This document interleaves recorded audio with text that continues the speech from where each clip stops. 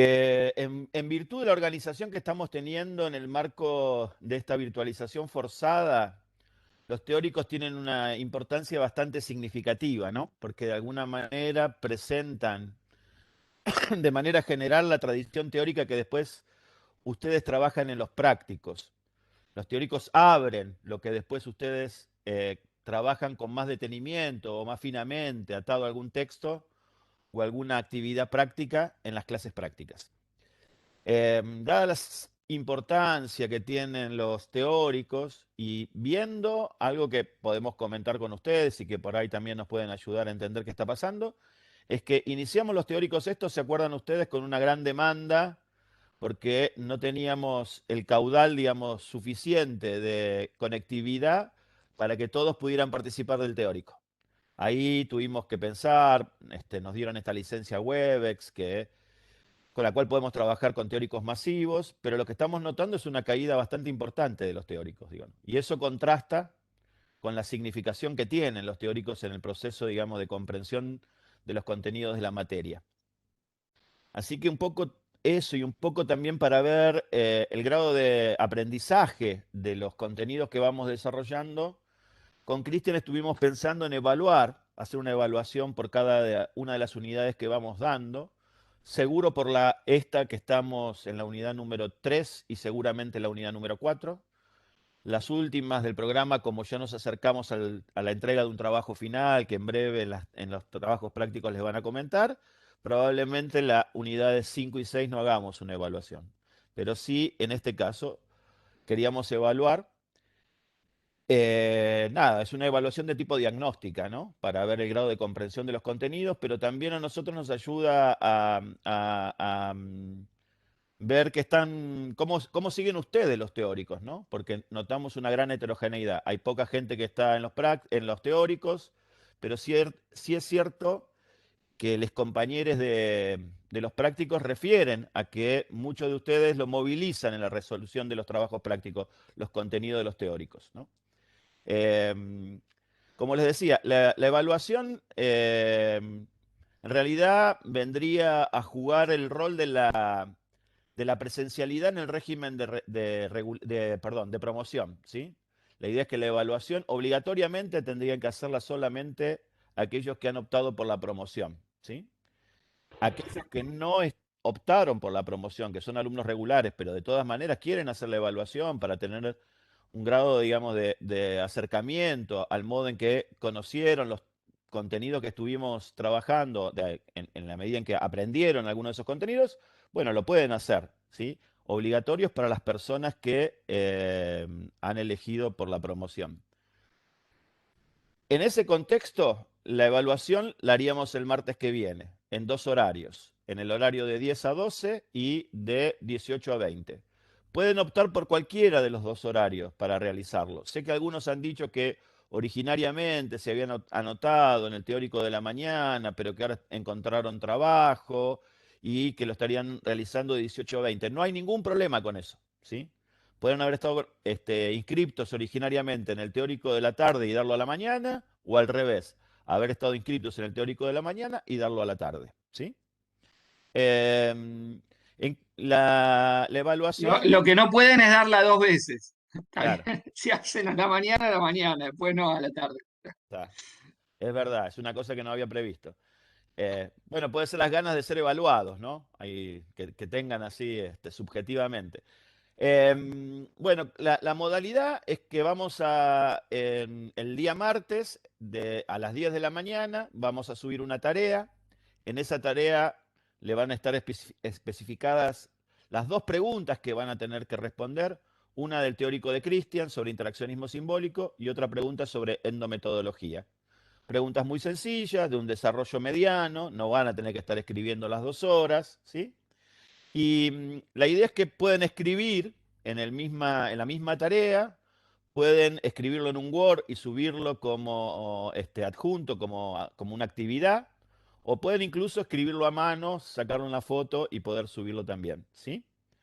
En los dos horarios, de 10 a 12 y de 18 a 20, vamos a tener abierta la plataforma Webex Y ahí alguno de los compañeros, yo, Cristian o alguno de los compañeros, va a estar respondiendo alguna pregunta que tengan respecto de alguna duda en especial respecto del teórico, ¿sí? Perdón, de la evaluación. Algo que no, o alguna dificultad técnica o alguna dificultad de tipo conceptual, algo que no entiendan de la pregunta, vamos a estar a disponibilidad durante las 2 horas de la mañana y durante las 2 horas de la tarde. La evaluación no va a llevar calificación. La idea es que nosotros vamos a tomar una muestra de esas evaluaciones y vamos a hacer una devolución general. Vamos a ver qué cosas encontramos ahí, qué elementos, los elementos que aparecen como conocidos, de alguna manera bien aprendidos, no los vamos a retocar o no vamos a volver sobre ellos, pero sí aquellas cosas que encontremos que hace falta de alguna manera clarificar en la devolución general que vamos a hacer después de la evaluación. Y nada, creo que no me olvido nada, Cristian, ¿no?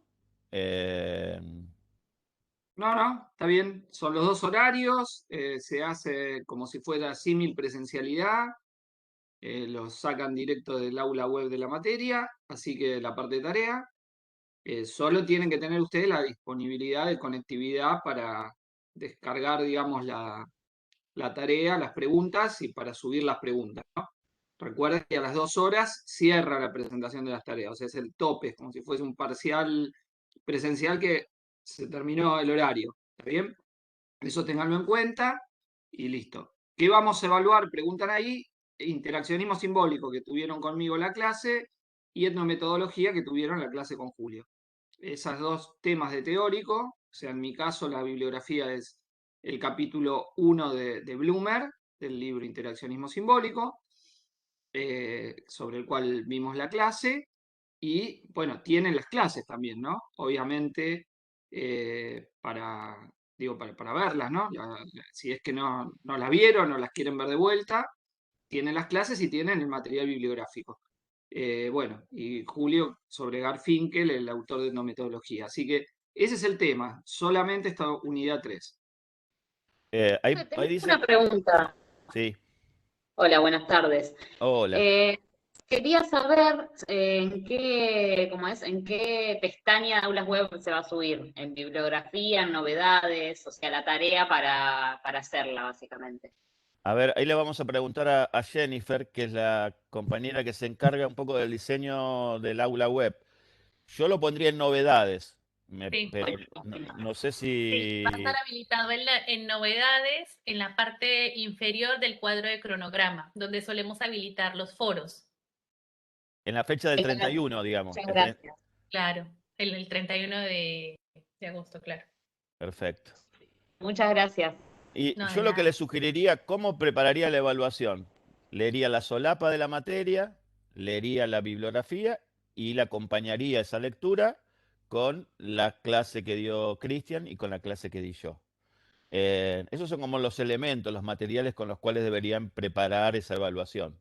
Una evaluación que, como les dije, van a ser de dos preguntas nada más. Una referida al teórico de Cristian, interaccionismo simbólico, y otra referida a mi teórico sobre etnometodología.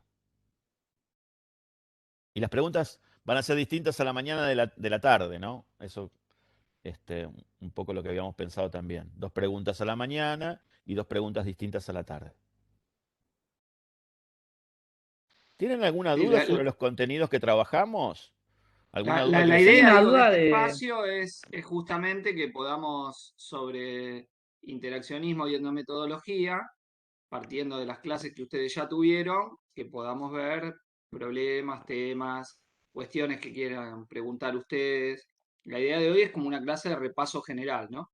Así En que función de bueno, las dudas que tengan, ¿no? La idea no vamos a hacer síntesis, sino en función de las inquietudes que ustedes traigan. profe, una consulta. De Sí, los textos de Bloomer, ¿que se va a tomar es el de la posición metodológica o el de la sociedad como interacción simbólica? me parece que es el de no, las Porque está, premisas. el texto que es el capítulo 1 del libro ajá, Interaccionismo Simbólico, métodos, no me acuerdo exacto el título, algo y método, ese es el que va. El capítulo 1. listo. Son 40 y pico de páginas más o menos. que tiene ese capítulo de Bloomer. Es sobre el que me basé yo la clase, acuérdense ustedes. O sea, digo, con la estructura general que tiene es, primero, la definición de las premisas que caracterizan al interaccionismo simbólico, las 3 premisas, después las imágenes radicales que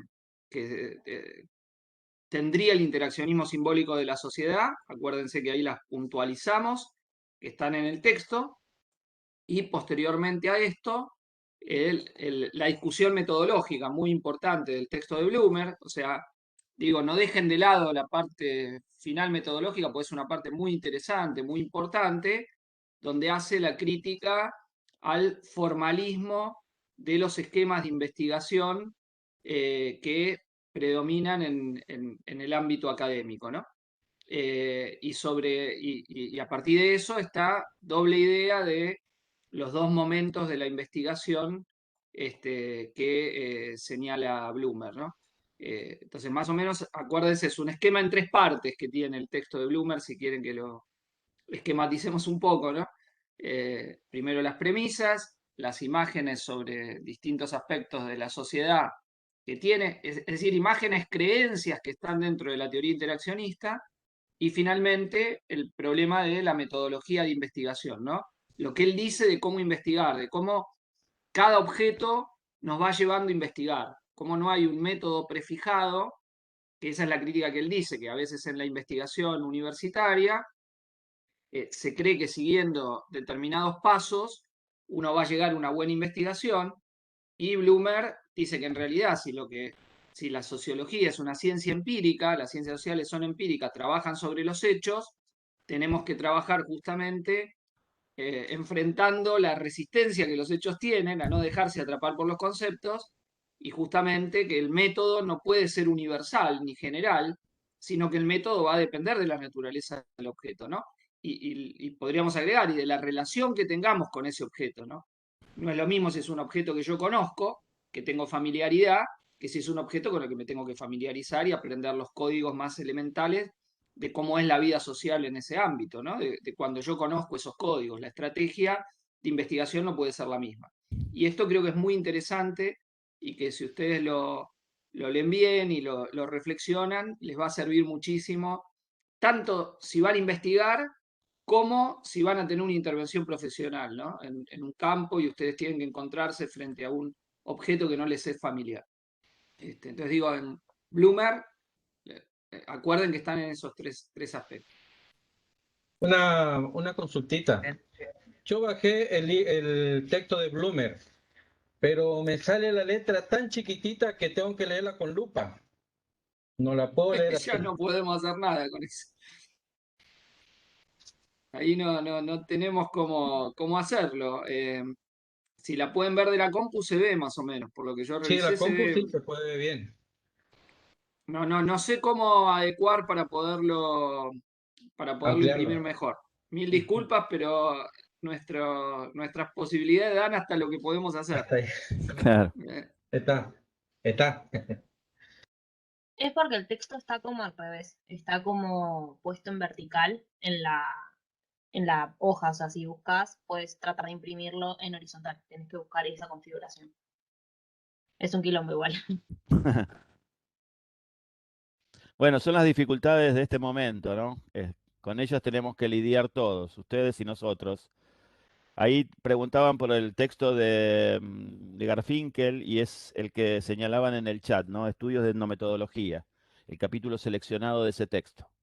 Ahí es más difícil, no, a ver, cuando lean Bloomer y contrasten con Garfinkel, Bloomer es un escritor mucho más ameno para leer, mucho más claro, las ideas son bien, digamos, hay una racionalidad en la argumentación y en el desarrollo del texto, y el lenguaje es bastante claro. Garfinkel es mucho más oscuro, ¿no? Es más difícil poder extraer algunos conceptos clave. Lo que ahí interesa fundamentalmente es que ustedes puedan capturar algunos conceptos como el de reflexividad, indexicalidad, ¿sí? Que puedan reconocer la cuestión metodológica en clave de los experimentos de ruptura. bueno, los procedimientos ad hoc, esas cosas que estuvimos viendo, y fundamentalmente sobre qué se centra la endometodología, ¿no? En el razonamiento práctico, en el sentido común, en los saberes del sentido común que movilizan los actores, pensando, digamos, en la creación, digamos, de la vida social, ¿no? Y ahí también lo que me parece importante es que puedan pensar, digo, me parece que los dos autores, pero también mucho en Garfinkel, que fue un poco lo que trabajamos, es bueno, de la lectura general del autor, qué idea de orden se puede desprender, ¿no? En relación un poco a los criterios con los cuales planteaba cómo se posicionaban las distintas tradiciones teóricas Alexander respecto del problema del orden, ¿no? Individualista, colectivista, ¿se acuerdan? Un poco eso estuvimos trabajando en el teórico. Y esa es una pregunta interesante para pensar, una cuestión interesante. ¿Qué argumentos podrían extraer de la perspectiva de Garfinkel para hacer una caracterización de cómo se posiciona esa tradición teórica en relación al problema del orden, por ejemplo?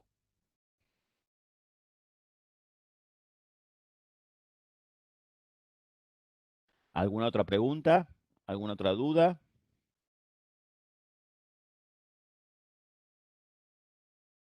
La clase de hoy es para trabajar sobre dudas que les hayan surgido a ustedes.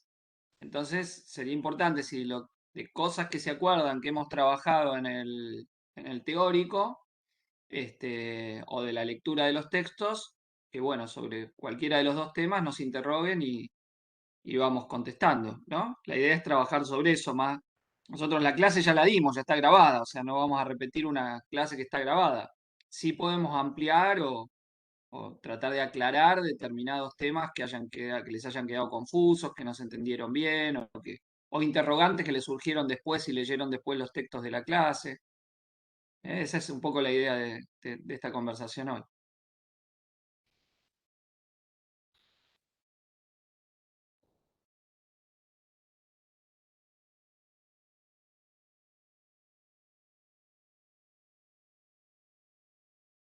¿Han podido leer la bibliografía? ¿No les han surgido dudas en relación a la clase y la bibliografía leída? Hola, profe, ¿cómo están?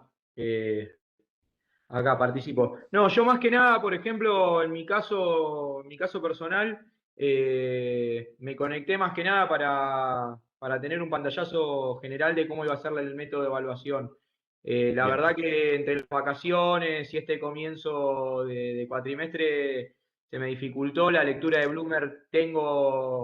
La tengo bastante encaminada, pero la de Garfinkel no. Así que nada, trataré de meterle en estos días y, y ver las clases que han subido. bien.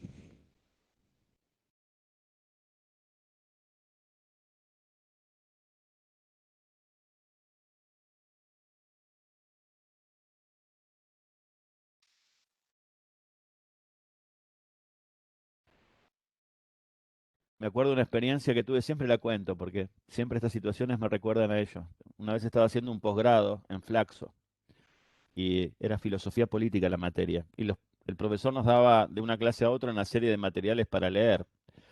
La primera clase todos trabajábamos, éramos docentes, como ustedes también, digamos. La gente no lee seguido, deja todo para el final. Un par de clases no leímos. La tercera clase el profesor hizo una pregunta y en base a digamos, a la lectura. Como nadie había leído, estuvo como 40 minutos en silencio. A la clase siguiente todos habíamos leído los materiales y fue sumamente divertida porque nos súper interpeló con esa cuestión, ¿no? En este marco, digamos, en donde no nos vemos tan cara a cara es más difícil, pero nada. Es bueno que aprovechen estos espacios, para sacarse dudas, ¿no? Sobre todo para seguir comprendiendo no por la evaluación, sino para el aprendizaje de estas corrientes teóricas, ¿no?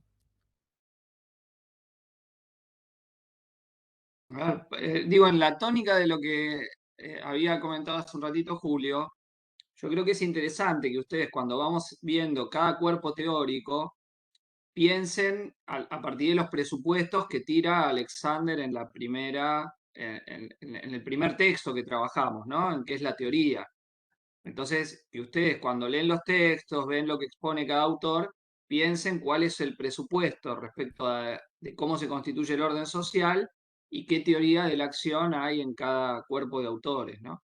Entonces, me parece que eso es interesante para que ustedes lo piensen y ustedes interroguen también los textos, aparte de entender lo que dicen los autores, tener una reflexión sobre los textos, ¿no? Pero bueno, ahí justo hay una pregunta sobre Garfinkel, Julio. Sí, igual es bastante genérica, pero a ver, la idea sería la siguiente. Me gusta siempre cuando damos los contenidos de esta unidad retomar lo que trabajamos en la unidad anterior. ¿Se acuerdan que vimos corrientes estructuralistas que tienden a pensar que la conducta individual de las personas y el desarrollo mismo de la vida social está de alguna manera determinado, por la existencia de relaciones sociales objetivas, ¿no? Que condicionan nuestra conducta y también de alguna manera la vida social es un derivado de esas estructuras sociales, de esas relaciones objetivadas. Las corrientes que nosotros vemos en esta unidad son corrientes que tienden a pensar al revés, ¿no? Más bien piensan desde el sujeto hacia lo social y tienden a señalar que la vida social, la sociedad, cosa que no creen que exista, ¿no? De todas maneras, ¿no? Están contra una visión esencialista de la sociedad, pero la vida social no sería más que resultado, digamos, de la acción práctica de los sujetos, ¿no? Eh, y ahí el Garfinkel lo que plantea, ¿recuerdan ustedes que hablábamos de una cita en donde él lo que dice es, bueno, tomar a los hechos sociales como resultados prácticos, ¿no? Aquello sobre lo que se centraba Durkheim, básicamente, como objeto de la sociología, el hecho social, a él lo que le interesa es cómo se produce el hecho social. Y donde se detiene fundamentalmente es en los saberes, ¿no? En los conocimientos de sentido común, a manera de receta práctica que los sujetos movilizan en los procesos de construcción de escenas sociales, ¿no? De la interacción social. Claramente la mirada de Garfinkel cuando plantea esta idea de que son los actores movilizando conocimientos de sentido común los que de alguna manera tejen las escenas de interacción social, claramente es una visión individualista del orden, ¿no?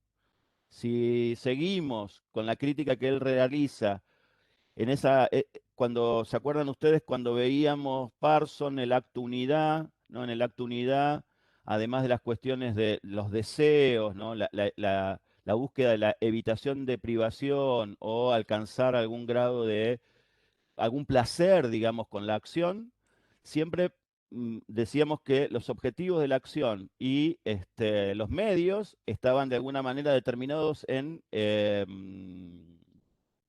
Parson por la existencia de valores y normas socialmente establecidas, ¿no? Que determinaban los fines y los medios de la acción. Lo que va a hacer Garfinkel es criticar esa visión parsoniana, ¿no? Garfinkel en buena medida, aunque no necesariamente hay que limitar el pensamiento de Garfinkel a un debate con Parson, lo cierto es que ahí hay una fuerte crítica a esa visión, ¿no? Él plantea que de alguna manera la idea de que la sociología, tal cual había sido pensada por el estructural funcionalismo, trataba a las personas como idiotas útiles, ¿no? Perdón, como idiotas culturales, ¿no? En el sentido de que habían perdido toda capacidad de discernir en cada situación respecto de las posibilidades, orientaciones de su conducta la dirección de su conducta o sus acciones, porque estaban determinadas previamente por los valores y normas socialmente establecidos, ¿no? Lo que hace de alguna manera Garfinkel cuando plantea que las normas en realidad tienen que ser adecuadas a cada situación y lo importante es cómo las personas proceden a adecuar esas normas y valores a la situación establecida, ahí lo que hace es restablecer de nuevo la soberanía del actor, ¿no? Y nuevamente es una perspectiva individualista del orden. No sé si queda claro con eso. Lo podemos pensar otros conceptos también, pero siempre está como la importancia del actor, incluso la idea de indexicalidad, ¿no? Que es tomada de la lingüística, la idea de que los términos, ¿sí? Las palabras adquieren sentido en relación al contexto en donde se enuncian, ¿no? Bueno, lo mismo pasa con la idea de prácticas, ¿no? Las prácticas tienen sentido en relación al contexto en donde se utilizan. Entonces no puede haber una norma general para todos los ámbitos de la vida social, sino que hay situaciones específicas. Y la idea de la indexicalidad, de poner en juego, de alguna manera, significaciones, sentidos y prácticas asociadas al contexto particular donde transcurre la acción, también le da de alguna manera soberanía al actor, ¿no? Por eso es una visión de la teoría. Habría que discutir incluso si es una teoría, ¿no? Porque, como les comentaba, no hay un cuerpo de conceptos claramente unificados, ¿no? Más bien es una perspectiva analítica, pero esa perspectiva analítica claramente, una manera de pensar, ¿no? La construcción de conocimiento sociológico y cuál debería ser el objeto del conocimiento sociológico, es una manera de claramente individualista, ¿no? Porque la vida social se construye desde el actor. Y el nivel de condicionamiento del actor es muy limitado, digamos. Existen algunos elementos sociales, ¿no? Las expectativas compartidas, ¿no? La idea de un trasfondo compartido, pero nada más que eso. Siempre hay un grado muy importante de libertad para el actor. Incluso con la idea de que los hechos sociales frente a la libertad que tiene el actor son contingentes, ¿no? El orden es contingente, no hay ninguna necesidad, no hay ninguna ley que de alguna manera exprese que el desarrollo de la vida social tiene que seguir determinado orden, ¿no? Sino que es más bien resultado del actuar práctico de los sujetos. Entonces es altamente contingente también. Eso también, de alguna manera, da como resultado una versión del orden de carácter individualista. No sé si es claro. Hola, profe. Por la pregunta que hacen ahí, el texto que mencionamos de Alexander es el capítulo 1 de qué es la teoría, ¿no? Exacto. Del libro sobre las teorías sociológicas después de la Segunda Guerra Mundial. El capítulo 1 que veíamos al principio, pero simplemente es para decirles que es un ordenador interesante para que ustedes piensen el conjunto de las teorías que vamos viendo en cada unidad, ¿no? Cómo se explica el orden social y cómo se explica la acción, qué explica la acción social. Y en este caso estamos viendo dos cuerpos teóricos que tienen rasgos comunes, ¿no?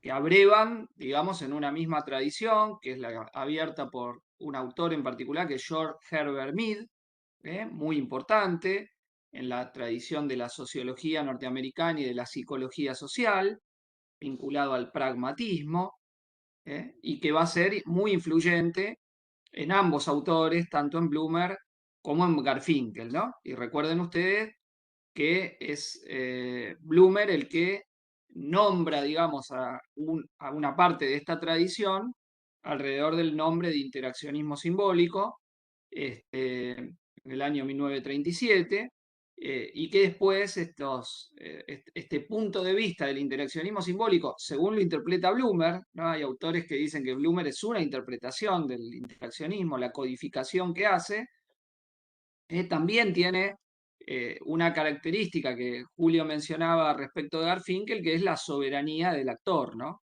La importancia del actor. Cuando él en las premisas les dice, el actor se orienta hacia los objetos según el significado que tiene. Y dicen, ¿y de dónde surge ese significado? De la interacción. Es algo que podemos ver, la interacción.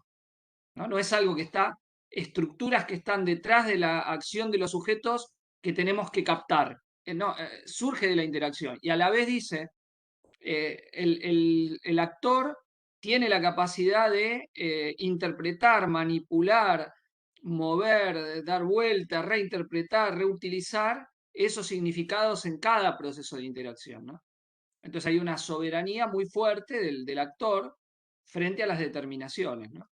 Y obviamente, frente a este punto de vista, como teoría general, ¿no?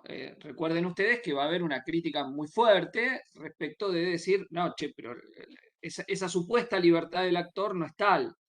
O mejor dicho, hay quienes actúan en el mundo y tienen más grados de libertad y eso lo proyectan como una tendencia general, pero hay un problema para explicar por qué, si todos pueden manipular de maneras diferentes, sin embargo manipulan de una misma manera, ¿no? Entonces, digo, desde el punto de vista de la teoría del actor, esas han sido las críticas fundamentales, ¿no? La crítica a no captar, a no centrarse en los condicionamientos de actores que se creen libres y justamente no reconocen sus condicionamientos, pero que no surgen de lo que podemos ver, ¿no? De esa visión. Bueno, cuando hablemos después en la otra unidad sobre Bourdieu y Giddens, vamos a poder hacer referencia a la crítica que hacen a estas teorías, ¿no? que estamos viendo ahora. Pero en ese sentido, digo, vean ustedes que es esta visión que tienen y que hay un énfasis muy interesante, digo, porque hay dos niveles. Hay un nivel que es los conceptos que desarrollan, ¿no? Para captar la realidad. Su visión sobre qué es la naturaleza de la acción, cuál es la naturaleza de la sociedad, individuos que están actuando, que practican, que toman decisiones, etcétera. Y hay después un énfasis muy fuerte en la investigación de campo, ¿no? Que eso es muy interesante, yo lo decía en la clase, pero para ustedes, digo, en los dos niveles, en si van a investigar, nunca olvidar que hay que investigar una realidad que no se conoce, pero que es una realidad que es empírica, o sea, que se puede ver, captar, etcétera, y que frente a esto, reitero una cuestión que me parece muy importante, el objeto los va a ir guiando de qué es lo que conviene hacer para conocer ese objeto. O sea, hay una estrategia que uno cuando investiga no puede decidir en general a priori. Pero esto mismo que Bloomer piensa para la investigación, yo creo que es muy relevante para la intervención profesional de ustedes, que se van a encontrar en diversas situaciones donde ustedes van a aprender, van a ir con conceptos a esas situaciones, con visiones del mundo de lo que es esa situación, con formas de actuar, formas de moverse, pero que el mismo objeto los va a tener que ir guiando y ustedes van a tener que crear, reinterpretar, situarse en esos procesos de interacción en los que van a estar en muchas de sus intervenciones profesionales y creo que en ese sentido el interaccionismo es muy interesante para pensar esas situaciones. Ahora, si ustedes quieren pensar los procesos macro que han llevado a esas situaciones, bueno, no se va a encontrar en el interaccionismo, no se va a encontrar en la electrometodología. Ustedes pueden encontrar algunas cosas en estas teorías, pero no van a encontrar otras. Que aunque las busquen, no las van a encontrar. No las van a encontrar. No sé si se entiende. Entonces me parece relevante que ustedes, o sea, entender qué es lo que está pensando Blumer por un lado y qué es lo que está pensando Garfinkel, ¿no? Pero es siempre son cuerpos teóricos donde el inmiscuirse dentro, o sea, porque ustedes van a ver que las investigaciones concretas de ellos son muy lindas de leer, son muy interesantes de leer, porque ustedes van a ver a investigadores que se meten en el problema. O sea que si tienen que investigar algo, van a estar ahí dentro del objeto y les van a narrar, les van a describir, les van a decir cosas que el actor no percibe, pero que ellos tratan de entender por qué la práctica es de esta manera y no de esta otra, más allá de lo que se dice en los reglamentos, en los formatos, etc. ¿no? Entonces son investigaciones lindas para ver las que han hecho, digo, varios de los autores de esta tradición, ¿no? El propio Blumer, Howard Becker, Erving Goffman, otro autor muy importante, y que trata de ver cómo interpretamos el mundo, ¿no? Recuerden esa diferencia entre el yo y el mí, ¿no? Que está en Mead, que es muy interesante para ver cómo nos objetivamos nosotros, cómo a partir del juego podemos tratar de comprender quiénes somos, ¿no? Nos miramos. Y esa mirada objetiva que tenemos, esa autoindicación que nos damos, juega un papel para tratar de ver qué es lo que hacemos y qué es lo que no hacemos, ¿no? Y en la formación de esos sentidos. Bueno, tirando algunas cosas para... Sí.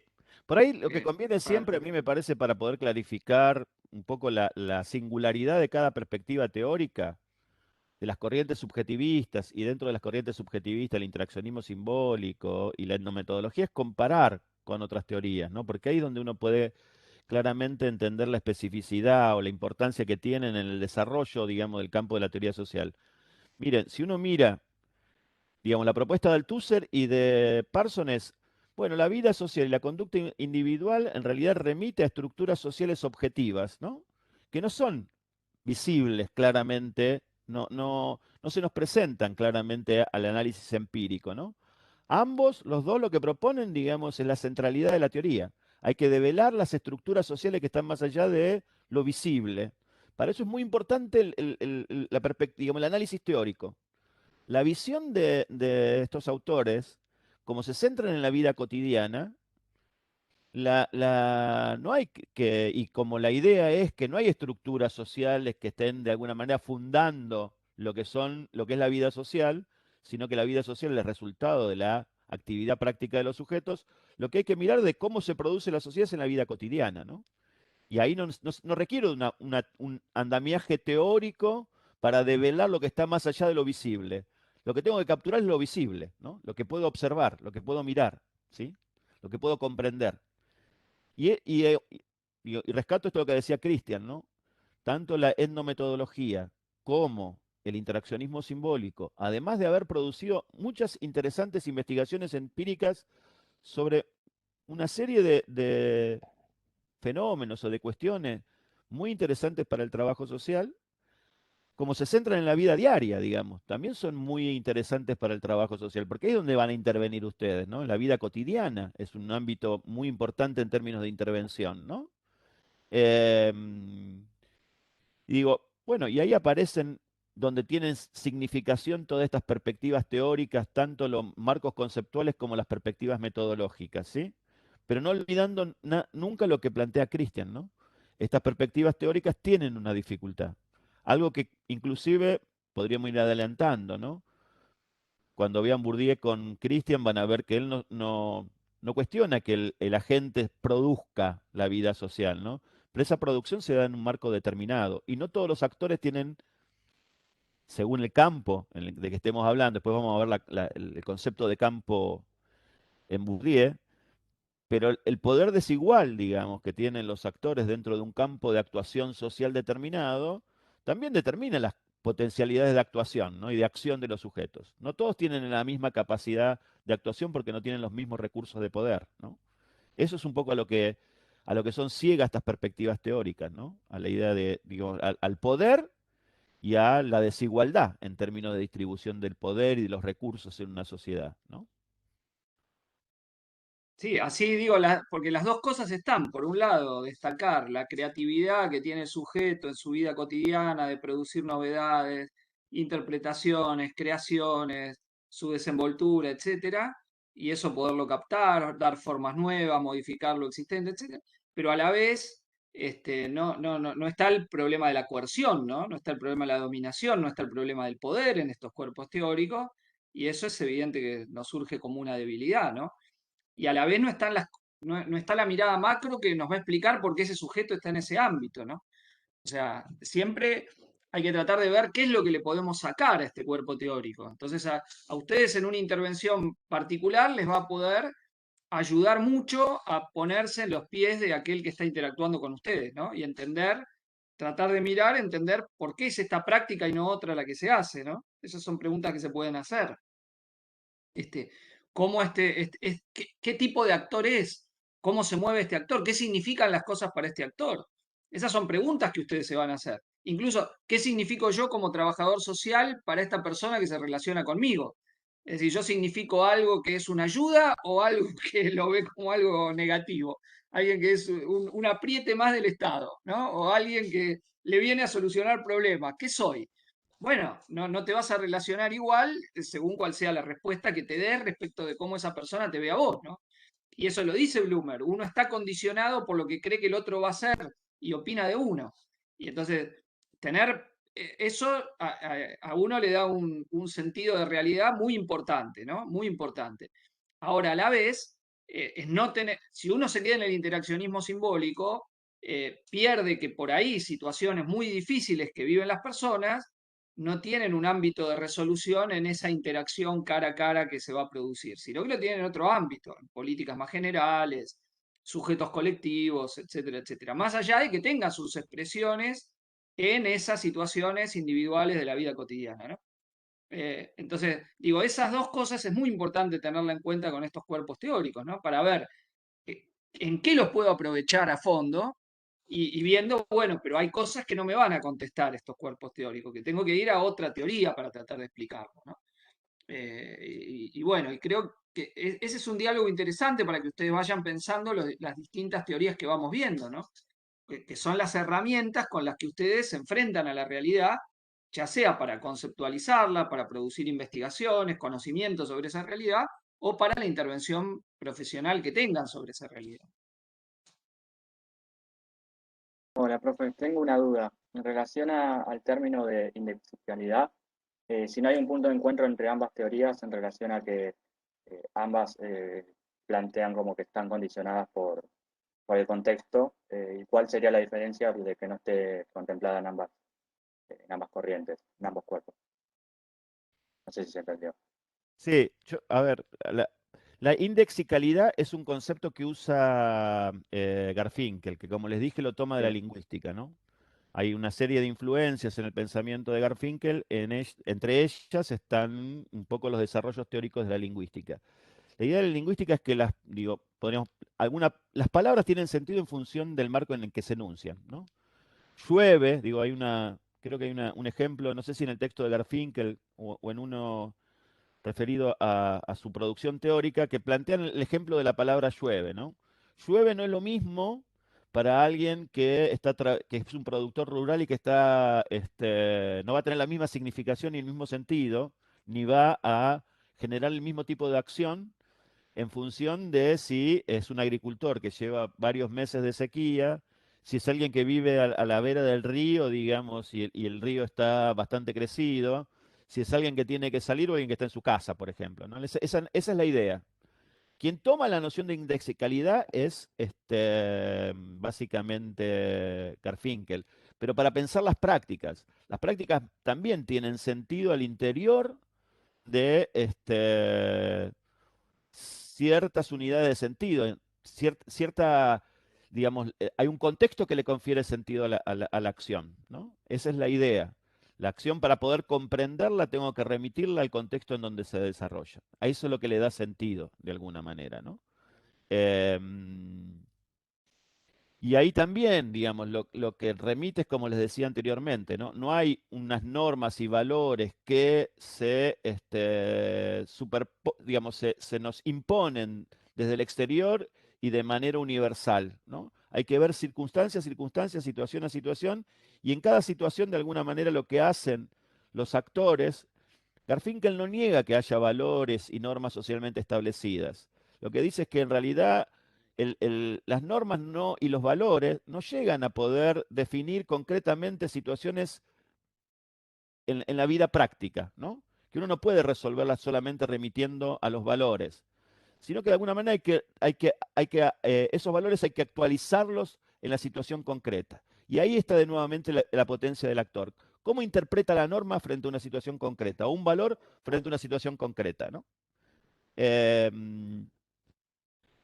Se vincula, uno podría hacer un link, digamos, de vínculo con la idea de interpretación, ¿no? De la situación, ¿no? Los sentidos son esencialmente compartidos, pero en realidad son manipulados de acuerdo a de la interpretación que hace el actor de la situación, ¿no? Lo que plantea Blumer y que les comentaba Cristian hace un rato. Esa es un poco la idea. Miren, quiero plantearles un problema. Creo que en mi teórico yo me referí, digamos, a cómo había algunos estudios que se centraban en dos prácticas policiales que eran el olfato policial y el golpe de vista, ¿no? Cómo de alguna manera los policías cuando relatan qué es lo que hacen, por qué detuvieron a alguien, relatan como un saber práctico que ponen en juego y una manera de, digamos, eh, hacerse del mundo a lo que se llama golpe de vista y olfato policial, ¿no?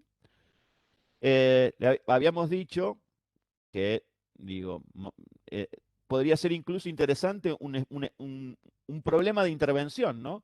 Porque muchas veces ese olfato policial y ese golpe de vista termina generando situaciones de violencia institucional, ¿no? Ahí nos centramos en las prácticas. Ahora, hay otro autor que planteando, digamos, igualmente centrándose en la cuestión de las prácticas policiales, lo que plantea es sobre quién recaen esas prácticas policiales, ¿no? Y lo que plantea este autor es que cae sobre los jóvenes de los sectores populares. ¿Por qué cae sobre los sectores de los jóvenes populares? Porque, bueno, son generalmente jóvenes que están, entre comillas, en una situación de desafiliación, ¿no? O son los que mayormente encontramos en situación de desafiliación.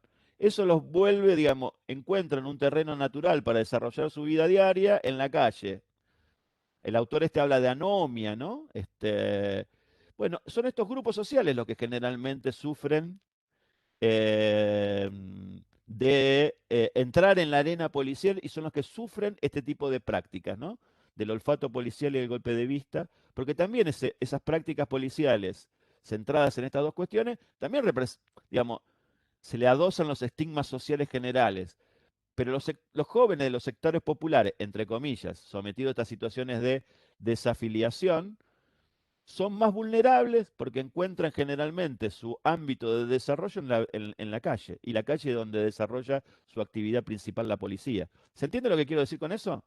Bueno, ahí estamos introduciendo una variable estructural, de la cual el interaccionismo simbólico y la etnometodología no la logran capturar, ¿no? O no la lograrían capturar si nos centramos pura y exclusivamente en esa mirada teórica, ¿no? No nos explicaría por qué algunos jóvenes son más propensos a sufrir violencia institucional que otros, ¿no?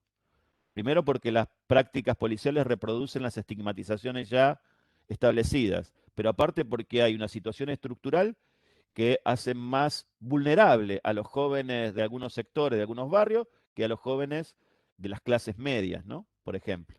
¿Se entiende lo que quiero decir con eso? Ahí hay una variable que tiene que ver con ya una distribución de recursos, distribución desigual de recursos, y que no tienen que ver con las elecciones personales, con la libertad del actor. ¿Se entiende?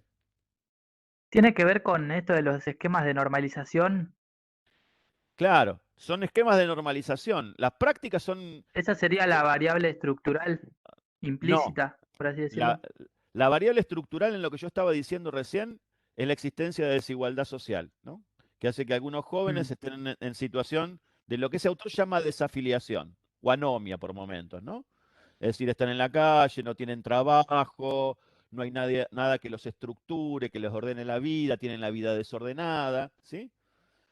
Bueno, este autor dice, bueno, Sí. es sobre estos sujetos sobre los que básicamente recaen mayormente las prácticas policiales del olfato policial y del golpe de vista. ¿Por qué? Porque están en una situación de desigualdad estructural respecto a otros jóvenes que tienen empleo, tienen una vida ordenada, tienen estudio, porque la desigualdad los ha colocado en esa circunstancia y situación, ¿no? ¿Se entiende?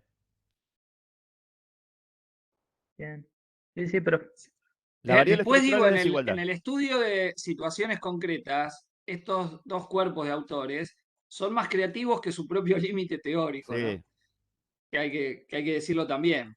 O sea, yo digo, porque si uno piensa sentidos comunes que uno puede explorar para estudiar, bueno, hay muchas cosas que le llaman la atención, ¿no? Digo, basados en elementos de discriminación. No sé si vieron hace algunas semanas un video del entrenamiento de la policía de Chubut, ¿no? Que circuló y donde iban trotando los aspirantes a policía con un canto que era piquetero, piquetero, tengan miedo, una noche muy oscura a tu casa voy a entrar.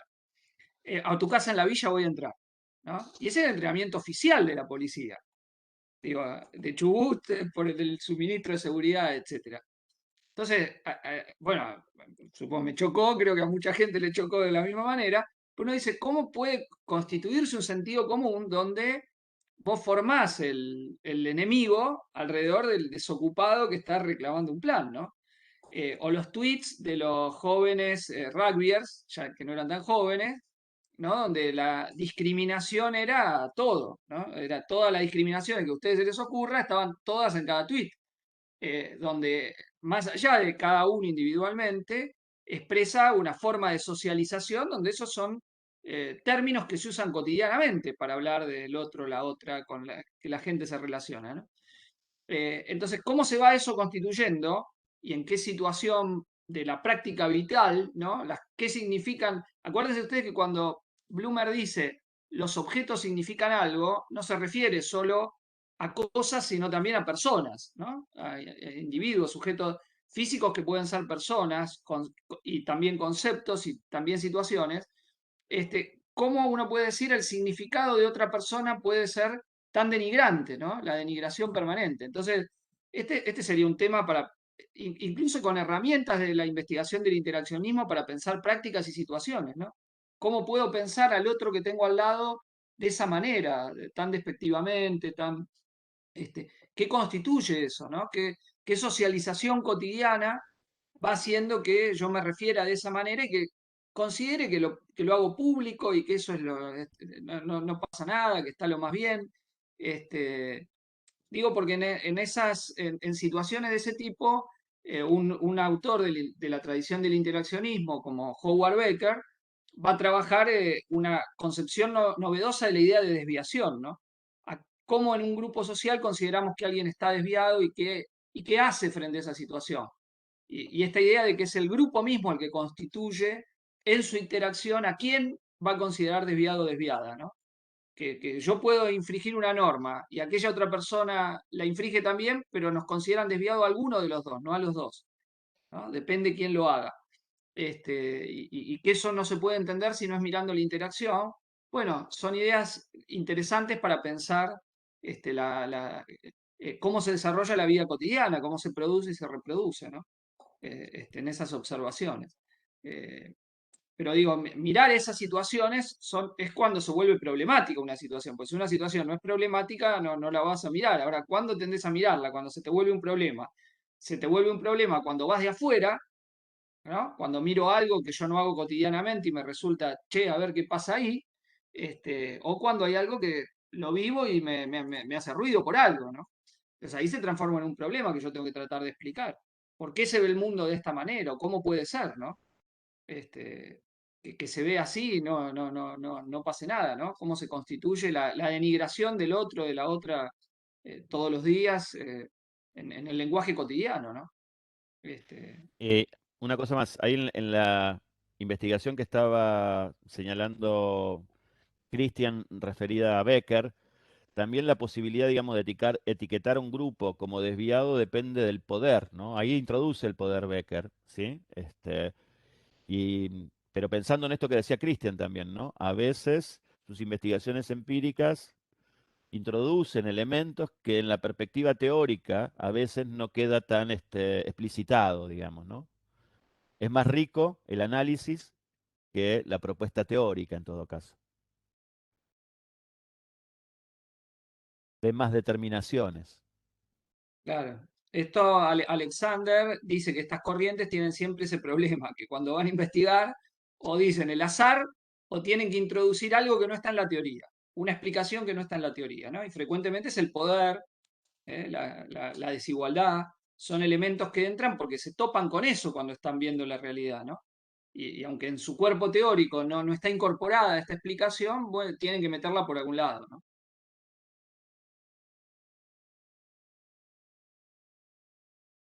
¿Les va resultando más claro? ¿Van evacuando sus dudas? Buenas, ¿cómo va? Hola, Rocío. Ah, No es, creo que no es algo que esté en los textos, pero ¿hay alguna cosa en la que difieran mucho entre estas dos teorías? ¿Algo que se contraponga directamente? ¿O son dos formas de ir viendo las cosas diferentes, pero que no hay como un choque? Yo diría que hay diferencias, sí. ¿Recuerdan ustedes que cuando les planteé el teórico, les dije un poco que estas corrientes que nosotros identificábamos como corrientes subjetivistas, a veces son definidas de otra manera, ¿no? Como microsociologías, sociologías de la vida cotidiana, enfoques interpretativistas, y que generalmente dentro del campo de la teoría social identifican tres corrientes teóricas distintas, ¿no? Por un lado, lo que era el interaccionismo simbólico se centra en los sentidos que los sujetos motorizan en los procesos de interacción social, con todo lo que ya sabemos de Blumer. La visión de la sociología fenomenológica, que básicamente se centra en cómo comprendemos el mundo, la comprensión del mundo, ¿no? Y ahí es importante la cuestión de la conciencia. Y la tercera, en el caso de la etnometodología, en el razonamiento práctico, en el conocimiento de sentido común que llevamos adelante para poder sostener procesos de interacción social, ¿no? Por ejemplo, digo, ¿se acuerdan ustedes lo que le decía la conversación? La etnometodología, lo que le interesa a una conversación no son los sentidos que son movilizados, ¿no? En ese proceso de interacción social que es una charla, una conversación. ¿En qué se centra la etnometodología? Por ejemplo, en el hecho de que para poder hablar hay turnos, ¿no? Nos vamos bueno, en esos conocimientos prácticos que nos permiten de alguna manera intercambiar no en los sentidos que se movilizan en la conversación, sino los modos, ¿no? El cómo llevamos adelante la interacción, ¿no? No los sentidos, no las estructuras de la conciencia que motorizamos para comprender, sino los saberes de sentido común entendido como recetas prácticas para actuar. Ahora, vos no podés saber esas recetas prácticas sin observar la práctica. ¿Está bien? Ahí sí vas a ver que tienen un énfasis en que hay que mirar esas situaciones prácticas, ¿no? Por ejemplo, en la etnometodología vos tenés que para ellos, a ver, si vos querés entender cómo funciona una clase de trabajo social, suponete, aunque leas el reglamento de cómo tiene que ser una clase, suponete que alguien va a investigar y dice, ¿qué hago? Bueno, miro la página web, ¿no? Miro la página web, lo que dice, qué hay que hacer, etcétera, etcétera. Pero Garfinkel te diría, pero eso sabes una parte, porque hay un montón de otras cosas que solo las vas a entender en la interacción. Por ejemplo, dice, el parcial está al día. Bueno, pero una vez establecido el parcial está al día, alguien te puede decir, che, a mí se me cortó la luz, ¿qué hago? Bueno, eso sería ¿cómo es que dice? Ad hoc, Ad hoc. los presupuestos ad hoc que hay en toda situación, que son decisiones que van, que vos de alguna manera, a ver, ustedes saben que a partir que han cursado, supónganse las materias anuales, ya de esa interacción que tienen y esa práctica, saben cómo nosotros podemos reaccionar frente a preguntas, cosas que digan, y eso surge de la observación y de la dinámica de la práctica. ¿Se entiende? Entonces, para un etnometodólogo, que calculen ustedes que es una tradición muy fuerte en la antropología poder ver esto, está mirando una comunidad sobre la cual quiere saber cosas que no se saben. O sea, cómo se hacen algunas cosas que no entiende porque no es parte de su cotidianeidad, ¿no? Entonces, para explicar cómo es la vida cotidiana en ese ámbito, tenemos que ver las prácticas, entender y ver qué es lo que motiva que se resuelva de una forma, de otra, y eso es lo que mira, ¿no? Esas prácticas que estamos realizando. Que insisto, que un reglamento no se los va a decir, digo, o si quieren saber cómo funciona el Congreso o cualquier institución, hay algo que dice, pero de la vida diaria de la institución surgen cosas, prácticas, comportamientos que van más allá de lo que les puede decir el reglamento. Y eso no lo van a saber sin digamos, sin la observación directa de esas prácticas que se tienen, ¿no? Para poder captar por qué se responde de esta manera y no de esta otra. Ahora, en la vida diaria, permanentemente nosotros aprendemos eso y lo tenemos incorporado. O sea, ¿qué me va a decir si le digo tal cosa? En el grupo familiar, digo, supónganse, los padres establecen tales reglas para los hijos. Y los hijos saben lo que le pueden decir a los padres o lo que no le pueden decir. Cuándo se van de mambo, cuándo no se van de mambo, si quieren que le den más plata para salir un viernes a la noche, si quieren esto. ¿Qué tiene que hacer? Bueno, esos comportamientos son un saber práctico que en cualquier institución de la vida social, desde la familiar, la facultad, el laburo, cómo cruzar la calle, cómo caminar por la calle, bueno, los podemos interpretar viendo esas prácticas que se realizan, ¿no? Entonces digo, porque este es el énfasis, es lo que ellos miran, lo que tratan de explicar, digamos, en su construcción teórica, ¿no? Son esas diferentes acciones prácticas que llevamos adelante. Incluso su gran inclinación por el trabajo empírico es lo que explica que sean moderados en la construcción teórica, ¿no? No es lo que le interesa el desarrollo de una teoría bien elaborada, al estilo Parson, ¿no? Donde cada concepto era explicado y se formulaban nuevos conceptos. Bueno, la visión del interaccionismo, de estas corrientes, ¿no? Subjetivistas, es la prioridad del trabajo empírico. Luego vienen los conceptos, ¿no? Por eso, más que nada, es una perspectiva analítica, más que un marco teórico acabado y sistemático, ¿no? Hay conceptos, sí hay conceptos, pero son menores, ¿no?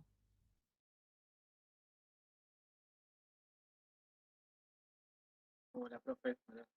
Me surgió una duda en relación a algo que dijo Cristian cuando nombró esto de los etnometodólogos estudian cosas que no son de su vida cotidiana. ¿Tiene que ser necesariamente así o por eso se implementa el concepto de reflexividad o cómo es esa relación entre los estudios empíricos capaz cuestiones que tenemos en nuestra vida cotidiana. No, pueden trabajar sobre cuestiones de nuestra vida cotidiana, pero más bien lo que han trabajado no tiene que ver tanto con su cotidianidad, sino con situaciones de la vida social que tienen que observar para comprender, o sea, se miran menos a ellos mismos, digo, que otros cuerpos teóricos que tengan. Ellos van más, digo, por ejemplo, digo, mezclando acá un poco, ¿no? Interaccionismo y etnometodología. Ustedes ven Erving Goffman trabaja en un asilo, ¿no? En un hospicio, que sería un internado de personas con problemas psiquiátricos. Y va y trabaja cómo es la vida ahí, cómo es la vida en la cárcel, lo que han llamado instituciones totales, ¿no? En esta tradición teórica. Es decir, cómo es la vida acá, cómo se piensan, cómo son los valores, lo bueno, lo malo, dónde está cada uno, dónde están situados, cómo se relaciona la gente. Ha trabajado sobre un hospital, cómo es la vida en un hospital, cómo se definen los muertos, quién le habla a los pacientes, cómo, por qué, cómo son las relaciones que se dan, las interacciones que se dan en ese campo. Bueno, sin ser, digo ellos, ni estando presos, ni siendo enfermeros. Sí, vos tenés en Howard Becker, que él era músico, ¿no? Él era músico de jazz, y entonces trabaja lo que en aquel momento era más visto más como desviación o como problematizado, que era fumar marihuana, ¿no? Habitualmente. Entonces, trabaja, entre otras cosas, qué significaba eso para el músico, ¿no? Cuando se encontraban y terminaban de tocar o antes de tocar y lo que eso significaba, esa interacción, etc. Y va construyendo su teoría de la desviación a partir de esas situaciones donde él sí relacionaba parte de su vida, que iba por un lado muy distinto del mundo académico, de cómo mirar esa vida y cómo veía el resto de esa vida, ¿no? Bueno, y lo transformó en un problema teórico eso, ¿no? Pero no es que necesariamente tiene que ser sobre algo ajeno, ¿no? Pero sí digo que hay un énfasis importante en que ustedes van a mirar una realidad que por ahí no la comprenden plenamente o la ven con un ojo ajeno, ¿no? Y entonces tienen que topar con esa vida social que no es la que ustedes tienen todos los días. Por eso, a mí me parece que esto es interesante cómo ustedes van a ver como trabajadoras o trabajadores sociales, que no necesariamente es lo que les está pasando a ustedes, la vida que van a ver. Digo, si trabajan en el patronato deliberado y ustedes tienen que ver y estar con personas que estuvieron en situación de prisión y ahora son liberadas y están en esa situación de estar, y bueno, comprender todo ese mundo en que alguien que sale y ver cómo está y las dificultades que tiene, bueno, es un mundo que no necesariamente ustedes pasaron por eso, ¿se entiende? O si van a estar de asesores en una escuela y le llega un niño golpeado, no necesariamente ustedes convivieron con niños golpeados todos los días. Y entender a ver en qué situación se dio eso, cómo es ese hogar. Bueno, es una pregunta que ustedes se tienen que preguntar por toda la interacción y la realidad social que está ahí para tratar de ver cómo actuar, qué deciden. ¿Firmo el certificado o no lo firmo? ¿Lo hago o no lo hago? Todo eso que son problemas de decisiones diarias en la cotidianidad que toman muchas y muchos trabajadores sociales. Bueno, eso es parte de lo que ustedes tienen que tener el entrenamiento para ver que lo que hagan sea lo menos jodido posible para la gente con la cual se van a relacionar, ¿no? Y hay muchas de esas situaciones en las que está en la primera línea, digamos, el trabajador, la trabajadora social viendo ahí, ¿no? Esa persona que está. O un pibe que ustedes van a darle apoyo escolar y los ve bien o los ve mal el pibe que se va a relacionar con ustedes. Es alguien que, ¿cómo lo van a incentivar? Y no ver que ustedes son parte del aparato que les cae, que es una coerción más a alguien que la sociedad no lo ha comprendido toda la vida, ¿no? Bueno, son algunas, digo, estoy tirando algunas al azar, ¿no? Bueno, recuerdo una compañera que trabajaba en situaciones de niñez muy desprotegida y las estrategias para lograr la retención escolar de esas niñas y niños en edad escolar eran dificilísimas, eran muy complejas. O sea, ¿qué tengo que hacer para que el padre vea que tiene un incentivo para que la hija, el hijo venga a la escuela, ¿no? ¿Por qué el padre no lo va a mandar o la madre a la calle a juntar plata si no tienen recursos? ¿Cómo puedo pensarlo en esa lógica? Bueno, en otro ámbito no es un problema que hay que mandar al pibe al colegio. En otra situación, entender por qué es útil que alguien vaya al colegio, se transforma en toda una estrategia de intervención, ¿no? ¿Qué utilidad tiene? Porque no a ver, el crédito educativo en un sector de la sociedad es autoevidente, por sí mismo es importante, pero para otra parte de la sociedad no es en sí mismo importante la educación. Digamos, ¿por qué va a ser importante? ¿Qué gano yo con esto? ¿Cómo se come? Por decirlo en otro término. Entonces, entender que para alguna gente la pregunta ¿cómo se come educar? Es algo que hay que contestar, y para otra gente no, que opina que está bien, que hay que educarse. Bueno, lo mismo, salir a robar. Otro ejemplo. Te dicen, no, salir a robar está mal. Y en otra socialización, salir a robar es una estrategia de supervivencia tan lógica como salir a buscar un empleo. Entre las opciones de ese grupo social está salir a robar o buscar un empleo. Y una es tan lógica como la otra. Si ustedes van desde el prejuicio, no van a entender por qué una posible salida vital de esa persona es salir a robar. ¿Se entiende? Dentro de ese ámbito vos podés entender, che, y tratar de ver cómo no va por ahí, va por otro lado. Pero tenés que entender, no pensar, che, esta persona es alguien que se le metió algo, que es perverso, que es terrible, etc. O drogarse, o reventarse la vida. O sea, entender que hay lógicas vitales que emergen de ciertas situaciones. Y en ese sentido, tratar de comprender para ver cómo vas a intervenir, cómo vas a dialogar, cómo te vas a relacionar para digamos, la actividad profesional de ustedes es ultra relevante, pensar esas situaciones y tener esta capacidad, Julio mencionaba la idea interpretativa, o sea, captar la lógica de la persona con la cual yo voy a interactuar, ¿no? Y me voy a mover.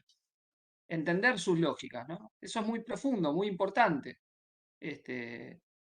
No sé si logro transmitirlo a fondo, pero me parece que en la intervención profesional de ustedes, esta mirada en eso los ayuda mucho. Ahora, igualmente les digo, no les permite ver otras cosas. O sea, si ustedes piensan que esto solo lo resuelvo con mi acción individual en ese proceso, ahí están jorobados porque no pueden. Digamos, porque hay dramas estructurales de la sociedad que esta teoría no te los va a aclarar. Ahora, otros temas son muy relevantes poder captar las lógicas de acción de las situaciones que yo estoy mirando, ¿no?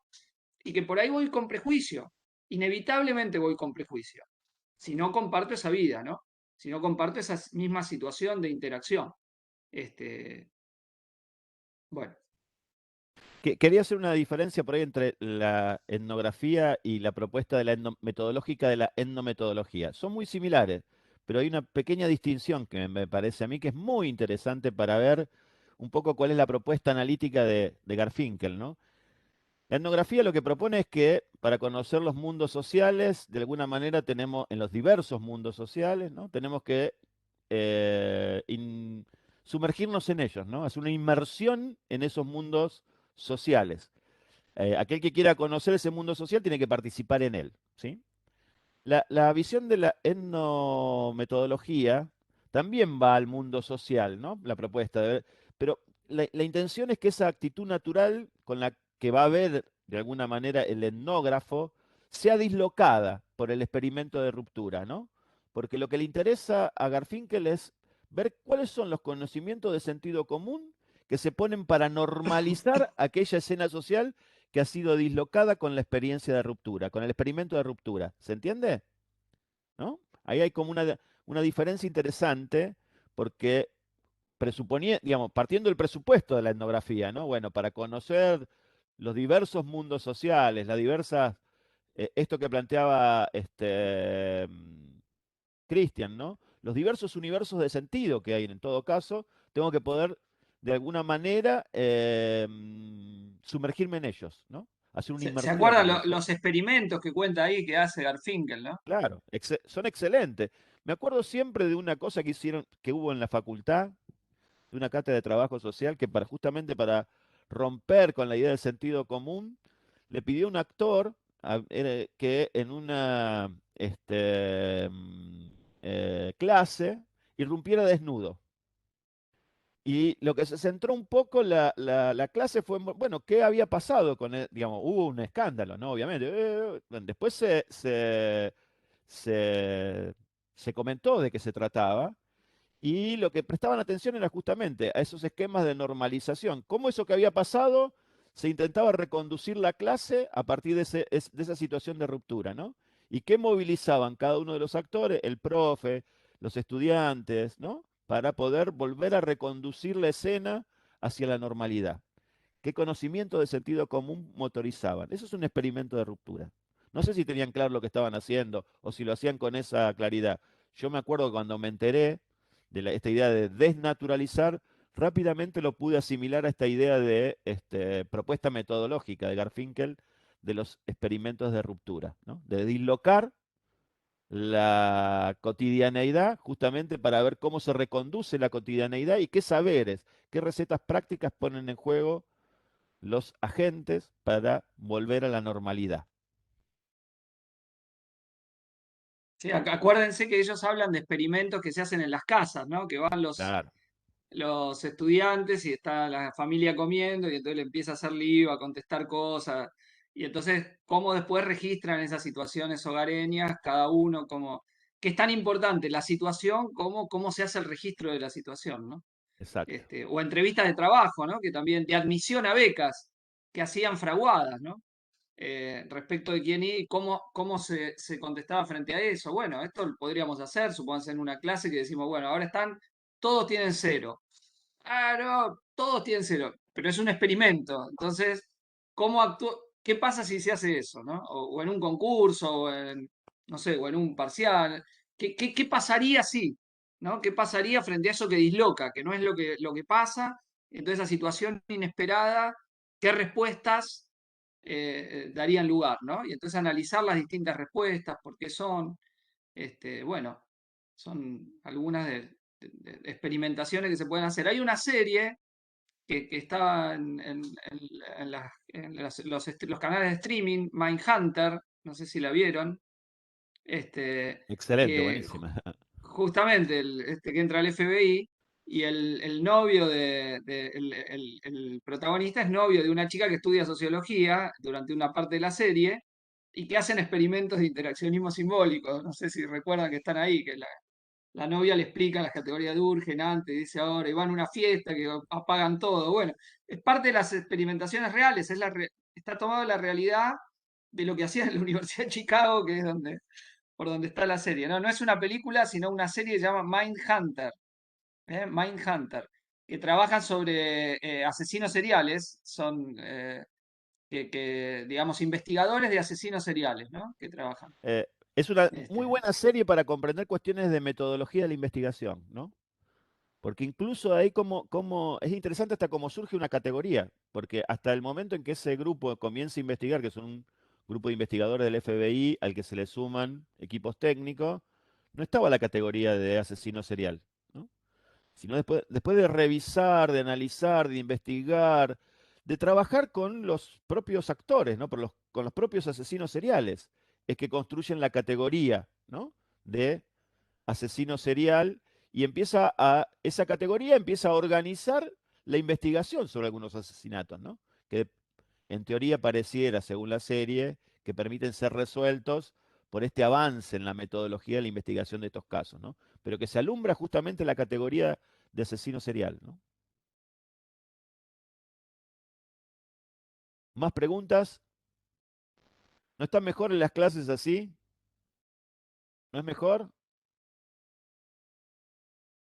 ¿Cómo se escribe? Dice, ¿vos como podés lo escribir? puso el compañero ahí en el chat, Mind Hunter, cazador de mentes sería un poco la traducción.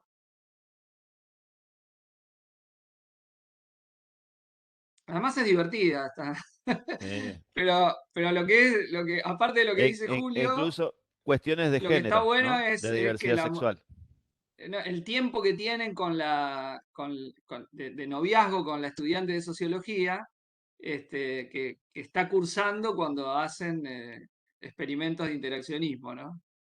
Este, pero que era parte de lo que se hacía, digo, en la Universidad de Chicago. O sea, estas prácticas eh, Ahora se hace contempor- menos.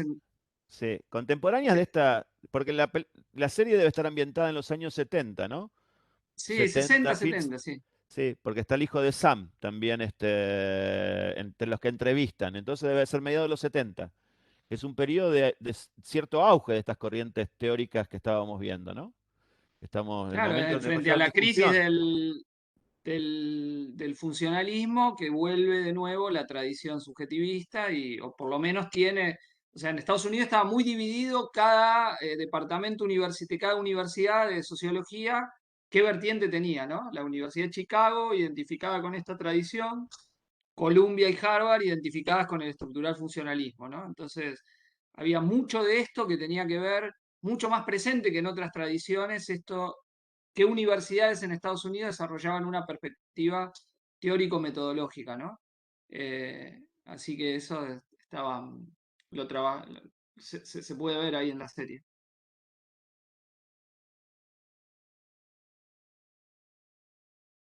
Bueno, ahí vi que algunas cosas se me escapan a mí. No, no puedo manejar el chat porque tengo una sola mano. Va, tengo dos manos, pero tengo una mano inhabilitada. Em, Ahí que les gusta las clases con más de un profe y ahí envían una parte del texto un link con una parte del texto de Bloomer, que bueno, que quizá está está un poco más legible, entiendo por lo que había ah, planteado el compañero primero, que ah. no lo podía leer bien. A ver si está. Bueno, si ustedes participan, digamos, la falta del profe, para que no estemos los dos, cada tanto podemos hacer alguna cosa así, pero es bueno que ustedes pregunten, que se animen a preguntar, lean la solapa, lean la bibliografía, que intercambiemos, digamos. Obviamente que es mucho más dinámico esto que estar hablando 40 minutos. ¿No saben lo que es hablar 40 minutos frente a una computadora cuando no se ve la cara de nadie? Es un proceso que deja huellas psíquicas importantes. ¿Eh? Voy a necesitar años de terapia para superar esto.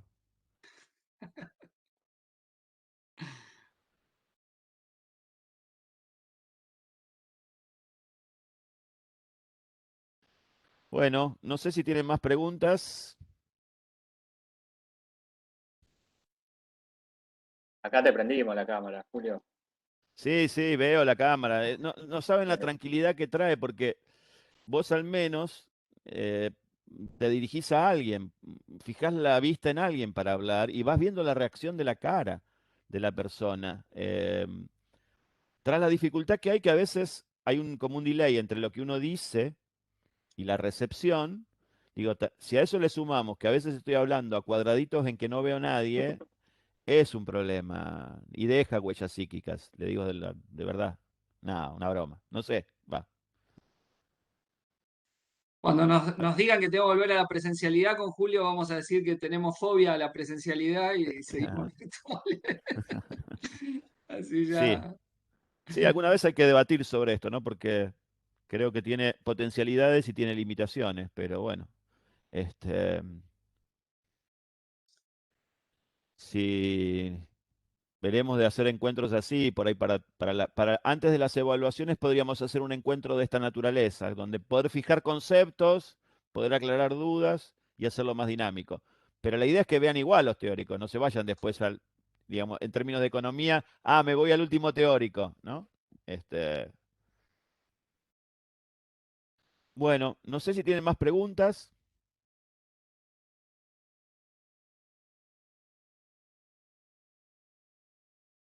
Tal vez después en la clase de cierre podemos hacerlo con una cerveza, digamos, de por medio, ¿no? Cada uno con su propia cervecita y hacemos una conversación en general evaluando la materia, al final, la última clase. ¿Sí? Buenísima idea, profe. Bueno, bueno, si no tenían más preguntas, podríamos dejar por acá. Bueno, recuerden entonces que